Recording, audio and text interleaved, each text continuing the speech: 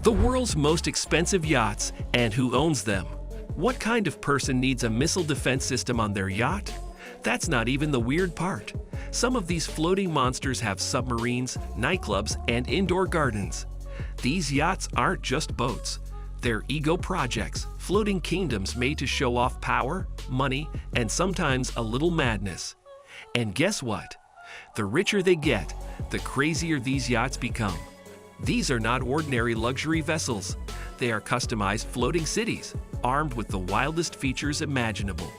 They tell stories. They project status. They turn oceans into private playgrounds for the ultra-elite. Every single detail on these yachts, from the marble floors to the security systems, is designed to say one thing: I'm not just rich, I'm untouchable. Why does a private yacht need a concert hall? That's the kind of question you start asking when you look into the world of mega yachts. Because once you start, nothing surprises you anymore. Let's take it back before things got insane. There was a time when yachts were just boats with a little flair. You had your basics, maybe a nice wooden deck, some cabins, and a few bottles of champagne. That was luxury. But fast forward a few decades and things spun out. The rich didn't just want yachts. They wanted floating empires, and the yacht industry gave it to them. We're talking billion-dollar budgets, full design teams, naval engineers, architects, and even interior designers who normally work on five-star hotels. Before mega yachts became mainstream symbols of wealth, they were more about elegance than excess. Think classic wood finishes, intimate gatherings, and a calm sail on clear waters. But then the 1980s and 90s happened, and suddenly the world saw the first signs of what was to come. High-profile businessmen and royalty began customizing yachts not just for privacy, but for luxury that rivaled their homes. The race was on. Bigger, better, more outrageous, more private. By the 1990s, the competition was boiling.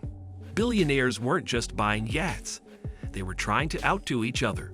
Every year, a new monster yacht would launch, and every year it had to be bigger, faster, and more ridiculous than the last one. It stopped being about sailing and started being about making a statement. If you had money, your yacht had to scream it from the water. Owning a yacht became the ultimate status symbol. But it wasn't just a toy. It became a power move. The yacht wasn't just for relaxing anymore.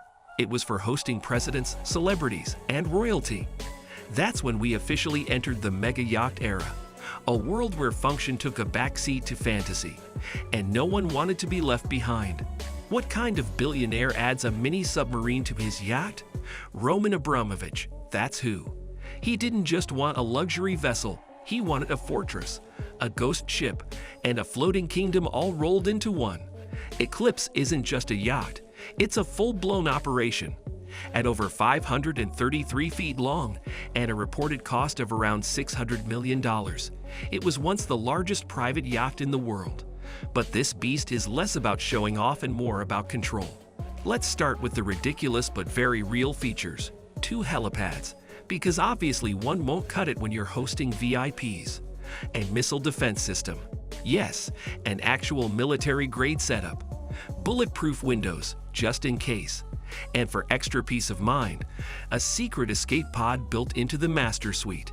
If the world ever goes sideways, Abramovich isn't scrambling, he's cruising to safety. Inside, Eclipse is equally over the top. It has 2 massive swimming pools, one of which transforms into a dance floor.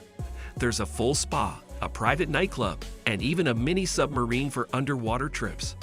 The yacht is fitted with anti-paparazzi technology that uses lasers to block cameras.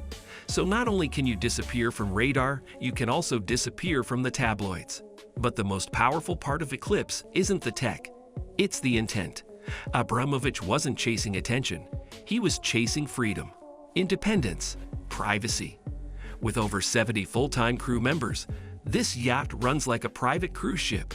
You can cross oceans in total silence, throw a party for heads of state, or vanish entirely without anyone knowing where you went. Eclipse is more than a yacht. It's a floating message. It says, I have the power to exist on my own terms. It's not a toy. It's a tool, a fortress. a way to stay mobile, protected, and completely off the grid. And the stealth tech, real. Eclipse can actively jam radar detection, making it invisible to most tracking systems. So when it moves like a shadow. Roman didn't just build a yacht. He built a mobile empire, quiet, secure, and always out of reach. Who needs a floating palace the size of 2 football fields? Someone who wants to rule the sea as silently as they rule the land. That someone was Sheikh Khalifa bin Zayed Al Nahyan. Azzam isn't just long, it's record-breaking. Measuring 590 feet, it holds the title of the longest private yacht on Earth. But what makes it even more absurd? It's also one of the fastest. Despite its massive size, Azzam can hit speeds of up to 30 knots.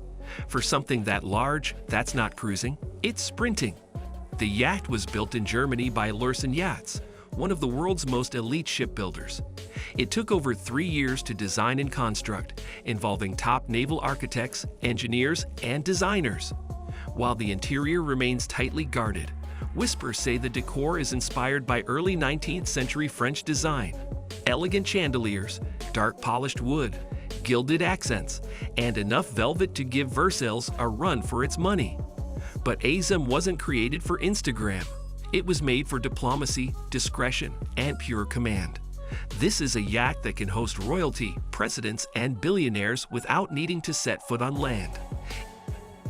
Stretching 454 feet, Rising Sun is a floating mansion with 82 rooms. Yes, 82. It features a movie theater, a wine cellar, a massive spa, and that now famous basketball court, which also transforms into a helipad. Because when you're this rich, why not make every square foot multitask? This yacht is all about versatility and luxury.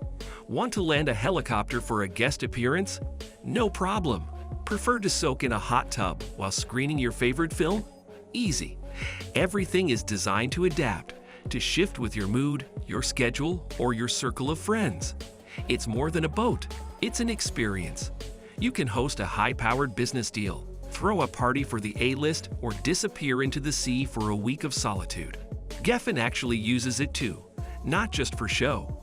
He's sailed it across the globe, from tropical islands to the coasts of Europe. During the COVID-19 pandemic, he famously posted photos of himself quarantining on Rising Sun in the Grenadines. It stirred controversy, sure, but it also proved a point. Not everyone has to isolate in a 2-bedroom apartment. Some do it on a superyacht. Rising Sun isn't just about extravagance, it's about identity. It reflects the life of someone who's always had access, always had options, and never had to settle. In the world of the ultra-wealthy, yachts don't just float, they speak. And Rising Sun says it loud and clear. This is what limitless looks like. Mega yachts are more than floating luxury. They're power moves, safe havens, and ego projects all at once. Every yacht we covered today tells you exactly who the owner is without saying a word. From tech billionaires to royals, from quiet elegance to loud excess. These yachts are the ultimate mirrors of the people who built them. And just when you think you've seen it all, someone out there is already designing the next monster on the water.